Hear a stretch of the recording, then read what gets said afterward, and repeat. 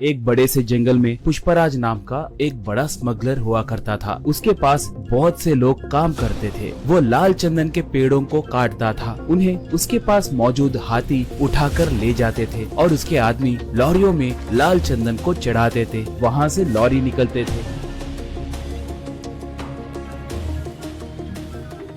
वहाँ पर चेकपोस्ट के पास मौजूद पुलिस वाले भी पुष्पराज के ही आदमी होने के कारण उनकी जांच करे बिना ही वो लोग लॉरियों को छोड़ देते थे। ऐसे उसके जुर्म का साम्राज्य बहुत फैला हुआ था।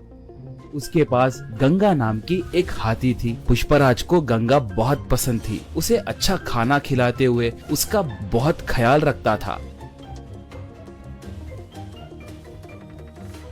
वो भी पुष्पराज को अपने ऊपर बिठाकर घूमते रहती थी।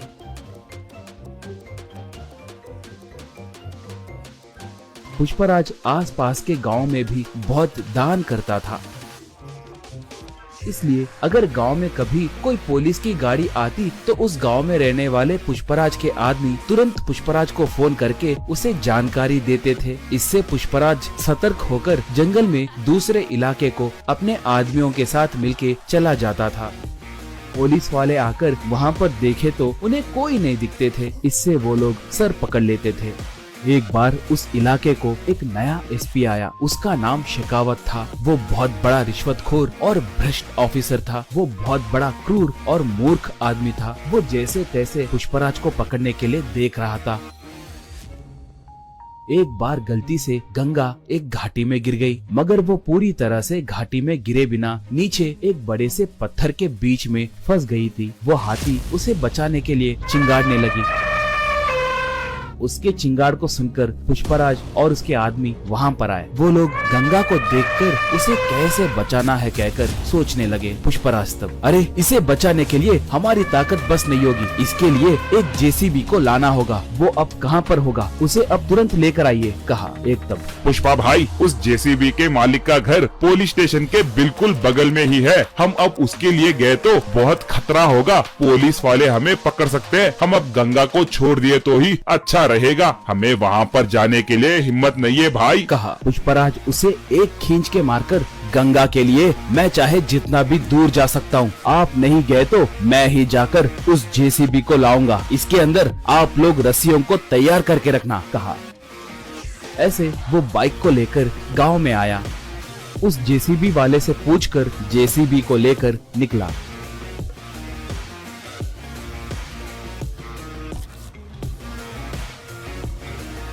उसे देखकर एक पुलिस इन्फॉर्मर शेखावत को फोन करके पूरी बात बताया। बस शेखावत तुरंत अपने जीप में निकला।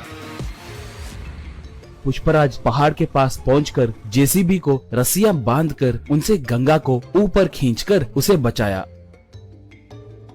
गंगा ऊपर आकर खुशी से चिंगाड़ने लगी। पुष्पराज को अपने सूंड से आशीर्वाद दी। इतने में शेखावत वहाँ पर आकर बंदूक से पुष्पराज पे निशाना साधा। शराफत से सरेंडर हो जाओ, वरना ये बुलेट तुम्हारे भेजे में घुसेगी, कहकर पुकारा। उसे देखकर पुष्पराज के आदमी मारे डर के वहाँ से भाग गए। पुष्पराज तब, मैं तुम्हारे बारे में बहुत कुछ सुना हूँ। तुम्हारे जैसे निठल्लों को मैंने बहुत देखा है। मैं तुम्हें सरेंडर हुआ तो भी तुम मुझ पर केस डालकर मुझे जेल में नहीं डालोगे कहकर मुझे अच्छे से पता है। मुझे एनकाउंटर करोगे कहकर मैं जानता हूँ, कहा। शेखावत तब, सही कहा, तुम बहुत समझदार हो। मैं तुम्हें एनकाउंटर करने के लिए ही आया हूँ। तुम्हें टपका दिए तो मुझे 10 करोड़ रुपए मिलेंगे। चुपचाप भगवान की याद करो, यही तुम्हारे आखिरी क्षण है, कहा। बस गंगा एकदम से उस पर वार की। सूंड से उसके हाथ में के बंदूक को दूर फेंक दी। उसे अपने सूंड से पकड़कर जमीन पे जोर से पटकी। बाद में उसे उसी घाटी में फेंक दी। इससे उसे छुटकारा मिला। बाद में पुष्पराज गंगा को प्यार से चूमा। उसके ऊपर बैठकर जंगल की ओर निकला पुष्पराज। दोस्तों, आपको ये कहानी पसंद आई तो दया करके हमारे चैनल को सब्सक्राइब कीजिए। उसके साथ साथ वीडियो को लाइक मार के आपके दोस्तों को शेयर भी कीजिए। पुष्पा 2 के लिए कौन कौन इंतजार कर रहा है हमें कमेंट में बताइए। धन्यवाद।